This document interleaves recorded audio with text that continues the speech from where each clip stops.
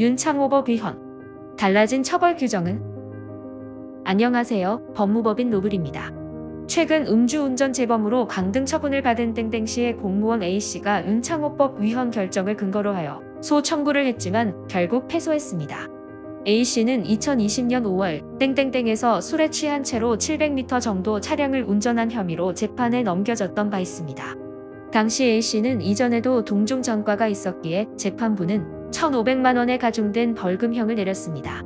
땡땡시에서도 A씨를 상대로 강등을 의결하고 징계 처분하였는데요. 2021년 윤창호법 위헌이 결정되면서 A씨가 소청 심사를 청구했지만 땡땡시는 이미 징계 처분 후 소청 심사 청구 기간이 지났다고 하며 청구를 각하하였습니다.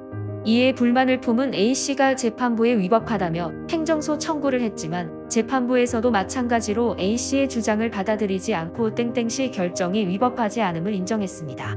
이처럼 윤창호법 위헌 이전에 처벌이나 행정처분을 받은 분들은 위헌 결정 이후 상황을 바꿀 수 있을 것으로 기대하시는 분이 적지 않습니다. 그러나 실무적으로는 경합범이거나 적발 당시 알코올 농도 수치가 높으면 위헌 결정과는 관계없이 감형을 바라기 어렵습니다. 따라서 관련 문제에 연루되었다면 가볍게 생각하고 판단하지 마시고 반드시 형사대리인과 함께 모든 절차를 준비하시길 바랍니다. 윤창호법 개정부터 위헌 결정까지. 윤창호법은 음주운전 사고 차량에 치여 안타깝게 사망한 윤창호씨 사건 이후 마련된 법으로 주치 운행을 한 사람에 대한 처벌 기준을 기존보다 강화한 법안입니다.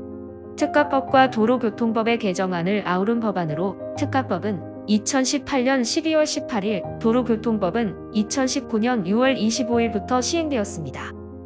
윤창호법의 규정은 어떻게 되나요? 초기 윤창호법은 초범의 기준을 기존 2회에서 1회로 낮추고 면허 취소 기준도 기존 3회에서 2회로 낮추며 강화했습니다. 처벌도 0.05% 이상에서 0.03% 이상부터 가능하도록 바꾸었으며 사고로 피해자가 사망할 경우 기존에는 1년 이상 유기징역이었는데 무기 또는 3년 이상의 징역으로 법정형을 크게 높였습니다.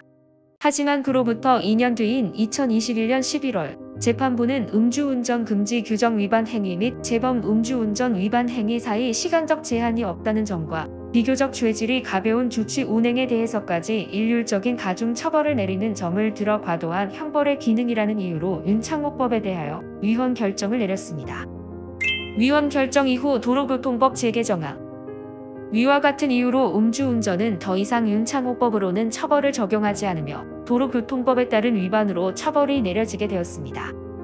그러면 처벌 기준도 개정 전으로 돌아갔나요? 윤창호법 위헌 결정 이후 법안은 즉시 효력을 상실해 한동안은 음주운전으로 2회 이상 단속 대상이 되었어도 1회와 동일한 처벌이 적용되었습니다. 하지만 2023년 1월 3일 국회는 도로교통법 제148조의 2항을 개정하면서 주치 운행 재범에 대한 처벌 조항을 새로 만들었습니다. 살펴보면 음주운전을 해서 벌금 이상 형을 받은 사람이 형이 확정된 때로부터 10년 내 같은 위반 행위를 할 경우 가중 처벌한다는 내용입니다. 초범이어도 혈중 알코올 농도가 0.2% 이상이라면 5년 이하 징역, 2천만 원까지 벌금형에 처할 수 있습니다.